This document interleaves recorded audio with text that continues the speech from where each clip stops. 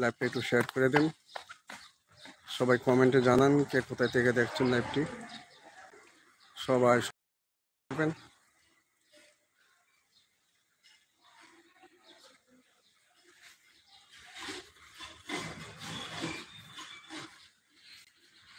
এই যে দেখুন মাদ্রাসার পাশে কত সুন্দর ফুলের গাছ।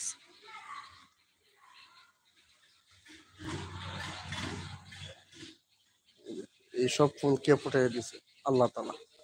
আল্লাহ তাআলা চাইলে সবই পারেন। দেখেন কত সুন্দর ফুলের ফুলগুলো সুন্দরভাবে ফুটে দিচ্ছে।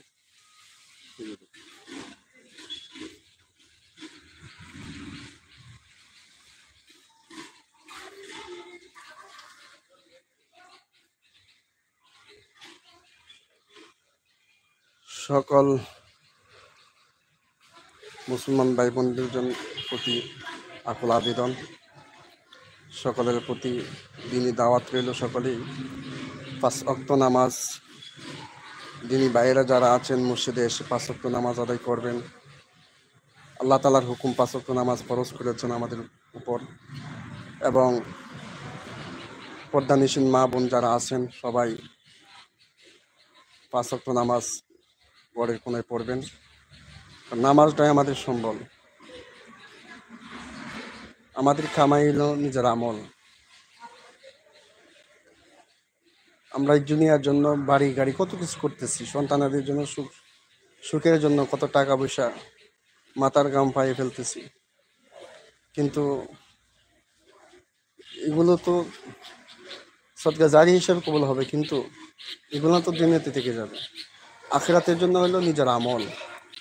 আমার আমল যত ভালো হবে, আমার আমল যত ভালো হবে, আমার জান্নাতটা তত ভালো হবে। এই জন্য নিজের কামাই করি, নিজের জন্য কিছু করি, সন্তানদেরকে আদর্শ শিক্ষা শিক্ষিত বানাই, কোরআনের সৈনিক বানাই, রাসূলের সুন্নত তরিকা যেন সন্তানাদের চলে। মাতা পিতার কথা সন্তানাদি কেন শুনে না? আমরা বলতে পারি এটা হলো আমাদের কামাইয়ের ফসল। আমাদের বাচ্চাদেরকে সেভাবে লালন পালন করতে পারতেছি না, বাচ্চাদেরকে সেভাবে আদর্শ শিক্ষা দিতে পারতেছি না, বাচ্চাদেরকে কোরআন থেকে বঞ্চিত করতেছি, হাদিস থেকে বঞ্চিত করতেছি। কারণ যে কোরআনের মধ্যে আদব ওলা কেমনে বানাইতে হয় শিক্ষা সব কিছু উল্লেখ আছে। সন্তানদেরকে কীভাবে আদব ওলা বানাবেন, সন্তানদেরকে কীভাবে বুজুর্গ বানাবেন, আলেম বানাবেন, সব কিছু আছে। কিন্তু আমরা সেটা থেকে বঞ্চিত করে বাচ্চাদেরকে কী করতেছি, কি যে বিভিন্ন ভিন্ন শিক্ষায় শিক্ষিত করতেছি, যে শিক্ষার মধ্যে নবীর আদর্শ খুঁজে পাওয়া যায় না। একমাত্র নবীর আদর্শ খুঁজে পাওয়া যায় কোরআন ও হাদিসের মধ্যে। এজন্য সকলের বাচ্চাদেরকে কোরআনের